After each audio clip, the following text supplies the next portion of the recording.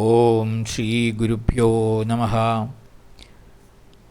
മനുഷ്യത്വത്തിൽ നിന്ന് ദിവ്യത്വത്തിലേക്കുള്ള യാത്ര മനുഷ്യൻ്റെ ഭാഗധേയമാണ്.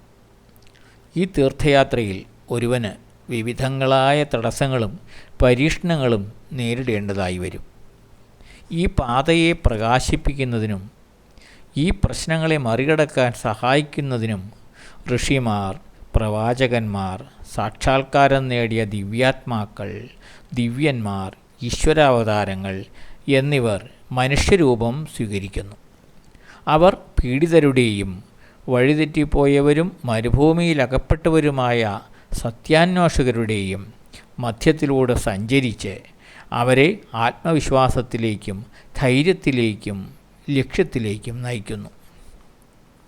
ചില വ്യക്തിത്വങ്ങൾ ഭൂമിയിൽ ജനിക്കുകയും ജീവിക്കുകയും ചെയ്യുന്നത് ഈ ഉദ്ദേശത്തോടു കൂടി മാത്രമാണ്.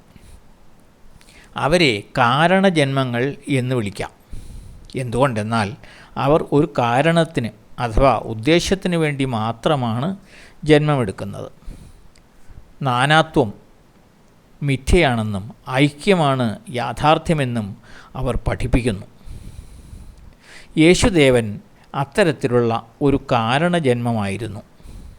മനുഷ്യഹൃദയത്തിൽ സ്നേഹം, അനുകമ്പ, കാരുണ്യം എന്നിവ പുനഃസ്ഥാപിക്കുക എന്ന ദൗത്യത്തോടെ ജന്മമെടുത്ത ശ്രേഷ്ഠനായ ഗുരു.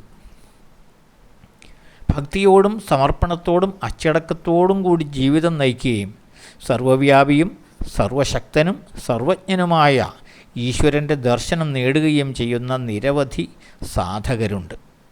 അവർ സ്വയം കണ്ടെത്തിയ ആത്മീയ ആനന്ദത്തിൽ തൃപ്തരാണ്. മറ്റുള്ളവരുമായി ഈ ആനന്ദം പങ്കുവയ്ക്കുവാൻ തയ്യാറാകുന്നവരുമുണ്ട്. അവർ മറ്റുള്ളവരെ നയിക്കുകയും വഴികാട്ടുകയും അതുവഴി അനുഗ്രഹിക്കപ്പെടുകയും ചെയ്യുന്നു.